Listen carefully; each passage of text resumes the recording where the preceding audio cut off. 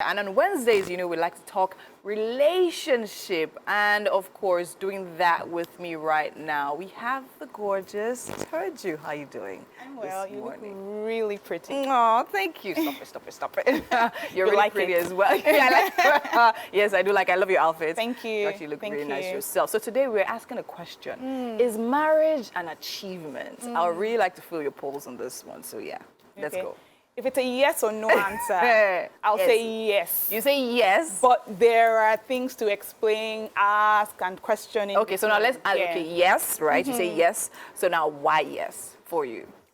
If we look at the definition of what an achievement is, right, it's something you accomplish through skill and effort and putting in the work, and something you've looked forward to and you are happy to get the results from it. Okay. And I think marriage kind of falls into that category. You find the right person, you're building a family, maybe you're building a business, you're growing children who have sense, who are godly, who can fit into society and not be a nuisance, who can help build the nation. Yes.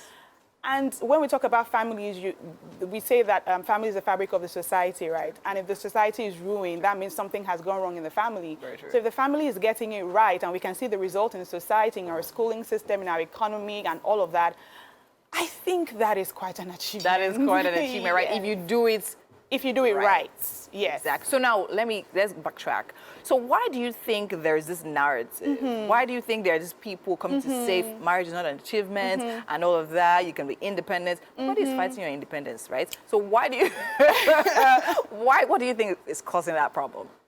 I think we need to balance it. I think there are the people who have had either really bad marriages before or hurtful relationships or absent fathers or parents whose marriages didn't work. True. And I mean, you can't build a puzzle based on a picture you haven't seen. True. And so if the puzzle is fractured, if the glass is fractured, you would see life like that. And if somehow you've hustled your way and you're seemingly all right, in your mind you interpret it as, this is what it's not a big deal. I'm doing bad all by myself anyway. True. But I mean, God that did mommy and daddy, you get why? You get why. Yeah, right. And this is not, I mean, I grew up with my mom as a single mom. So this is not in any way to negate the fact that single moms or single dads are doing a good job.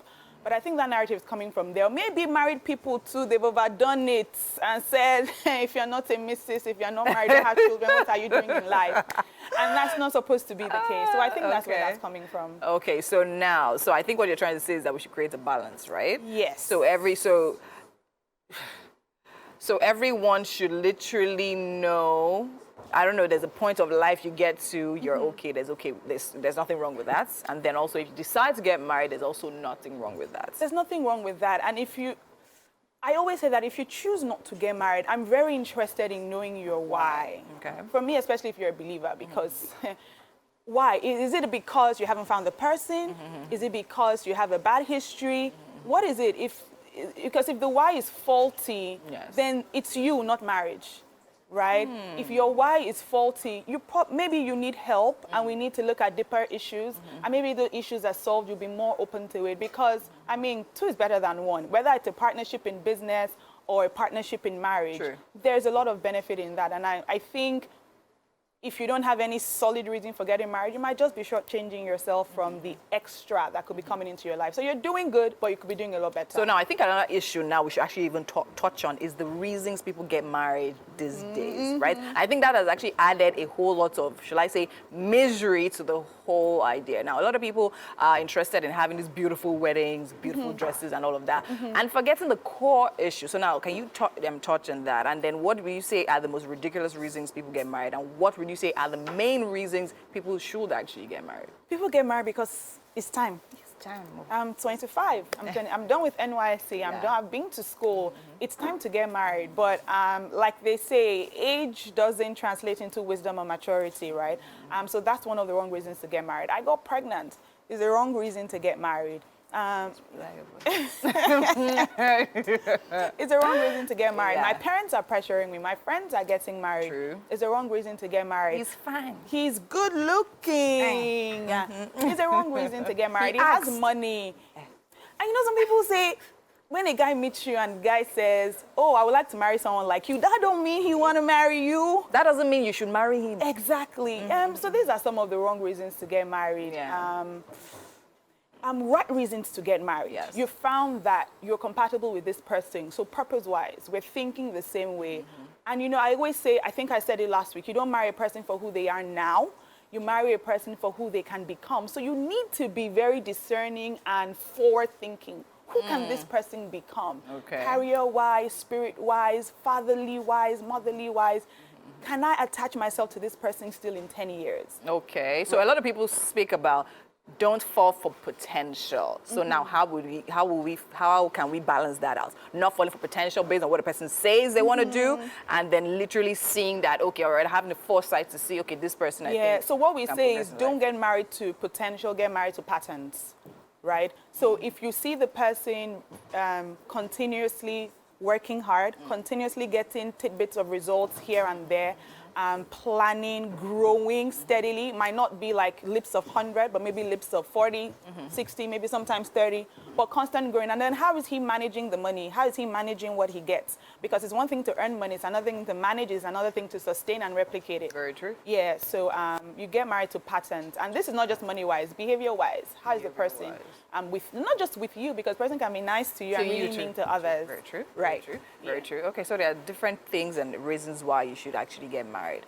Also, now let's talk about this situation of single parenting. And as you said, I mean, single parents, some people are single parents not by their choosing, but because. But then again, I know a lot of people say, or I hear a lot of people say, oh, fine, single people are probably the ones pushing the issue of being independent and literally doing life by yourself without needing a partner, right? Why would you say that trend exists? And would you actually agree with that, saying like single people are actually, when I say the ones preaching the gospel of like being independent and single?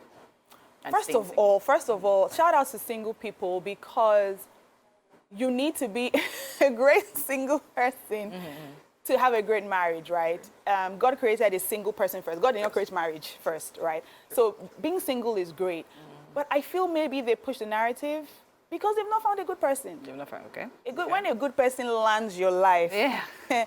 you'll be singing another song, you'll be preaching another gospel. And then, like I was saying, so your purpose needs to align. Singing to the person's future needs to align. Does this person make you happy? Is this person interested in you? Most people, when you ask them, why are you getting married to this person? They say, because he is this, because she is that. How about what you're bringing into their lives? True. People come into marriage thinking about what this person is going to Get do. what he gets. And I tell people, if you have a reason why you're getting married to this person, it's sketchy. It's sketchy. Because, and I mean, I get it, Yeah. have your list and reasons, but what if those reasons go? Maybe in a season when the person is going through X, Y, Z. True. Does that mean you're going to stop loving that person? True. And this is where we say love is unconditional, right? But it's really tough for human beings to live that out when they're in marriage, when their reasons for love are not there. Very true. So now let's talk about the issue of people that actually now get married, seeing or thinking they've actually found this great person, and then not necessarily experiencing that at that time of marriage. Not seem to be experiencing. Experiencing the greatness. I mean, you meet someone, you think it's great. Oh yeah, I have the. What happens then? I mean, we need to backtrack to find out what happened, because a lot of times they're foundational issues. Yes. And we say it all the time. You think you must have seen in courtship that you didn't pay attention to. But then if that's not the case and this person is really, quote unquote, changing, then counseling, then third parties, then patience, then correction, then communication. Amazing. Thank you so much, Toju. Thank It's always you. amazing having you here, talking to us about marriage. And then you're here next week again. Yep. Looking forward to that conversation. And right now...